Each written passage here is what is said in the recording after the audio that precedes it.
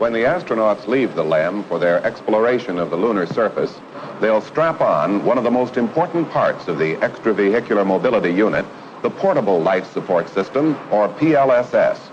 To learn about this unusual backpack, we visited the Hamilton Standard Division of United Aircraft in Windsor Locks, Connecticut, where the PLSS is manufactured. We talked with Mr. Ronald Lang, project manager for systems engineering. Here in our space lab, I'd like to show you a full-scale mock-up of our portable life support system, or backpack. This, when used in conjunction with a pressure garment or spacesuit, gives a man all the required essentials for life support. As a matter of fact, it has everything that a spacecraft would have, with the exception of a propulsion system. You don't have any rockets? No, we use our legs for the propulsion. When a man wants to put this on in the vehicle, he disconnects the oxygen supply that goes to the suit, that's going and coming from the suit. He disconnects the water that goes to the liquid-cooled garment and back, and this is an emergency oxygen system that goes into the helmet, and then an electrical umbilical. And then to put on this backpack, he faces it in this fashion, turns around with the pressure suit on, and then connects these all to the proper connectors on the suit. And this just has a harness that fits over his shoulder? It just puts on a harness. It weighs about 65 Earth pounds. That's pretty heavy. But on the moon, it's only about 11, 12 pounds. All right, because of the reduced gravity. Right. Now, as a life support system, it contains all the basic ingredients for life support. Chief among these would be the supply and regulation of high-pressure oxygen to the suit.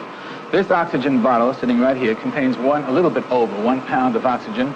It's at 850 psi, and it's regulated down to suit pressure of about 1/4 of what the pressure is in this room. Would that be a little uncomfortable? No, it wouldn't be, because it's pure oxygen, and as far as a man is concerned, his lungs see the same amount of oxygen as they do on Earth. I see. Now, as the oxygen goes to the pressure suit and picks up carbon dioxide, it brings it back through these umbilicals to the backpack, and a backpack must remove that carbon dioxide. Otherwise, it'd be lethal to the man. Really? What we have to do then is use a chemical absorption bed. We have a contaminant removal cartridge that removes odors and carbon dioxide. Best to show you then a cartridge, which is replaceable. We use one of these with each mission. It contains lithium hydroxide and activated charcoal, and it's completely consumed at the end of a mission. It's sort of like an oil filter. Yes, it is. And incidentally, it gives off heat during this process. It adds heat to the system. And I should add that for that to be effective, the fact that it's sitting here by itself doesn't do us any good. We have to come up with a technique for getting the CO2-laden oxygen from the helmet to the backpack. Right. And for this reason, we use a fan. And the fan is this gadget right over here. Oh, I see. That is a fan. And the fan is powered by an electric motor. We also use a pump to push the liquid cooling, the water, to the liquid cooling garment and back. The pump sits right at this point, and it is also powered by an electric motor. Well, that's right. To send the water over there and bring it back. And how do you cool the water once it's inside the backpack? The water has picked up about 8 degrees when it goes through the liquid garment, and the oxygen is coming out at body temperature, and it has a lot of moisture in it. And this is all cooled in this box right here, which is a sublimator.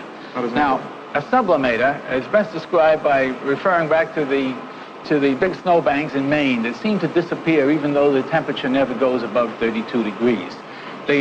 What happens here is that the snow goes directly from the ice phase to the gas phase, and it never melts in between.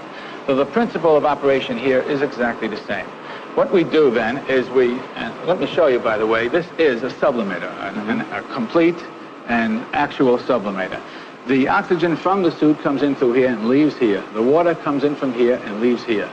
The water that we are turning into ice to sublime is coming in from here to here from a reservoir.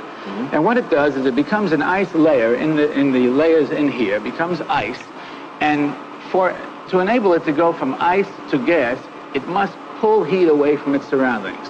It cools this whole assembly down to almost 32 degrees. In fact, the ice is at 32 degrees. And in so doing, the oxygen and the water that go through here are cooled down to the levels that we have to have. That is very interesting. Well, we have other things that are in this backpack that are not life support elements per se. Chief among these are communication. We have a communication subsystem which sits right on top of the sublimator and is cooled by it. This is the antenna, and this is the connection here. So that he can talk back to the LEM? Exactly. He could talk back to the LEM, or he could talk to the Earth via the LEM. little radio station. That is a complete transmitter and receiver. I'd like to show you a component there. This is the communication system. It is really small, isn't it? It's very small and very compact, and it has, in addition to voice, it has 7 channels of information that are continuously telemetered. If the man so desires, he can shut off the telemetry. It monitors the performance and it gives us an EKG, electrocardiogram. Now, just thinking that all these things seem to run on electricity, how do you power all of this for 4 Well, we hours? power the electric motors and the communication system with a battery, a silver zinc battery, which is also a one-shot deal. We have as many batteries. The battery goes right in here at this point. And there are as many batteries as we're going to run missions. It's 5 pounds, and it's designed with the launch vibrations in the vehicle from Cape Kennedy in mind. It's a very rugged, reliable battery. That's enough to run this for 4 hours. It's enough to run this for 4 hours. Yes, it is. The other thing that I'd like to mention is failure detection. For us to be able to run a successful mission, we must feel confident that we could bring the man back in the event of a failure. And the astronaut will have on here various systems to tell him that he's got problems, if he in fact does. 2 of these will be a low-pressure warning device, which will trigger an audible warning buzzer if the suit pressure goes below 3.2 psi. How would that happen? If we had a leak in the system, or if for some reason we stopped supplying oxygen, the pressure would begin to decay. The other thing that we would like to tell him about is if we're using up too much oxygen. We have a flow warning buzzer that tells him, you're using your oxygen too fast. Do something. Well, if he does get into one of these serious problems, how is he going to get back when he's wandering around in the He has an emergency mode of operation. He immediately cuts in his emergency oxygen system, which is built onto here for expressly that purpose. The emergency oxygen system is a toroidal, 7,500 pound per square inch supply that contains only 0.2 of a pound of oxygen. And when used in conjunction with the main supply, can give us emergency ventilation and purging of the helmet area, even though the fan fails. Now that thing will go in this area up against the backpack. Another emergency system is the communication. We have a redundant communication system.